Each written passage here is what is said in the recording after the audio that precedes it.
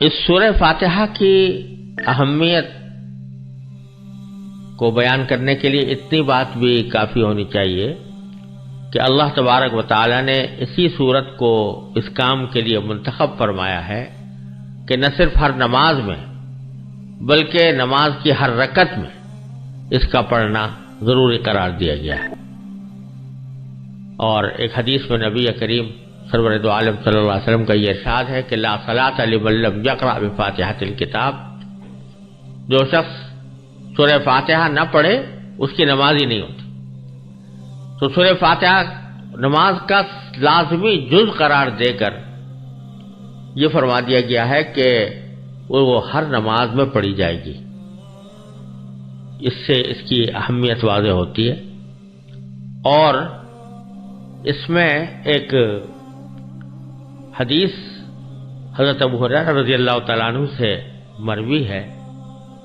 اور امام مسلم نے اپنی صحیح میں اس کو روایت کیا ہے کہ رسول کریم سرور دو عالم صلی اللہ علیہ وسلم نے فرمایا کہ اللہ تبارک و تعالی نے فرمایا ہے کہ نماز یعنی سورہ فاتحہ میرے اور میرے بندے کے درمیان دو حصوں میں تقسیم کر دی گئی ہے، جن میں سے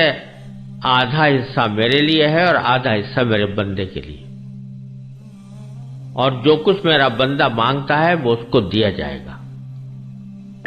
پھر اس کی تفصیل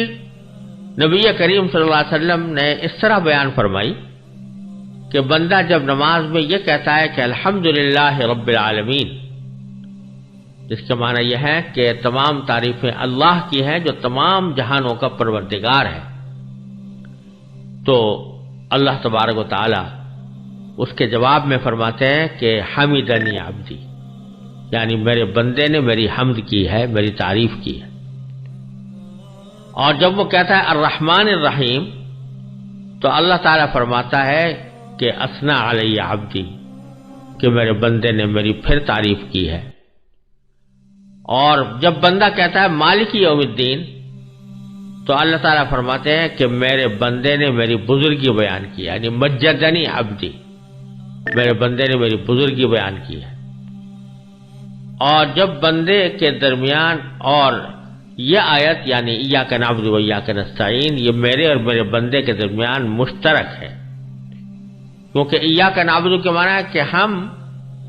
تیری ہی عبادت کرتے ہیں، تو یہ تو ایک طرح سے اللہ تعالیٰ کی حمد و ثنا ہے، ہم آپ کی عبادت کرتے ہیں۔ اور دوسرا جملہ ہے ایاک نستعین، جس کے معنی ہے کہ تجھی سے مدد مانگتے ہیں، تو دوسرا پہلو بندے کی دعا و درخواست کا ہے، اس لیے یہ فرمایا گیا کہ یہ میرے اور میرے بندے کے درمیان مشترک ہے۔ لیکن ساتھ ہی باری تعالیٰ یہ فرماتے ہیں کہ میرے بندے کو وہ چیز ملے گی جو اس نے مانگی۔ پھر جب بندہ کہتا ہے کہ اہدنا الصراط المستقیم، جس کے معنی یہ ہے کہ ہمیں سیدھے راستے کی ہدایت عطا فرما، تو حق تعالیٰ اس کے جواب میں فرماتے ہیں کہ یہ سب میرے بندے کے لیے ہے اور اس کو وہ چیز ملے گی جو اس نے مانگی، یعنی صراط مستقیم مانگ رہا ہے تو اس کو صراط مستقیم عطا ہوگی۔ یہ تفصیل صحیح مسلم میں حضرت ابو ہریرہ رضی اللہ تعالیٰ عنہ نے نبی کریم سرور دو عالم صلی اللہ علیہ وسلم سے نقل فرمائی ہے۔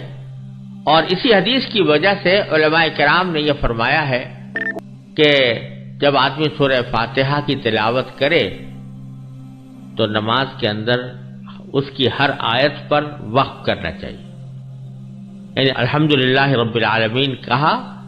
تھوڑی دیر ٹھہرے، اور تصور اگر یہ کیا جائے کہ اس کے جواب میں اللہ تبارک و تعالیٰ فرما رہے ہیں حمدنی عبدی، یعنی میرے بندے نے میری تعریف کی ہے، تو اور زیادہ بہتر ہے۔ اور اسی طرح جب الرحمن الرحیم کہے تو تھوڑی دیر ٹھہرے، یعنی ایک لمحے کے لیے ٹھہر جائے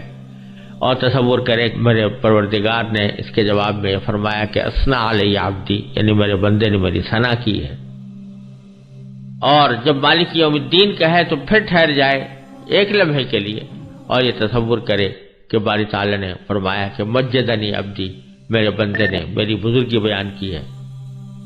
اور اسی طرح ایاک نعبد و ایاک نستعین اور اہدنا الصراط المستقیم میں بھی، تو ہر آیت پر وقف کرنا زیادہ بہتر ہے۔ اور علماء کرام یہ فرماتے ہیں کہ ایسی یہ بات کوئی اچھی نہیں لگتی کہ ہر فقرے کے جواب میں اللہ تبارک و تعالیٰ کچھ فرما رہے ہوں اور آپ بکٹوٹ آگے بڑھتے چلے جائیں اور ان الفاظ کا یا اس جواب کا کوئی انتظار یا اس کا کوئی موقع آپ نہ چھوڑیں اپنی تلاوت کے درمیان. تو یہ اچھی بات نہیں ہے. اس لیے علماء کرام نے فرمایا کہ ہر آیت پر تھوڑا وقف کر کے اس کو پڑھنا چاہیے.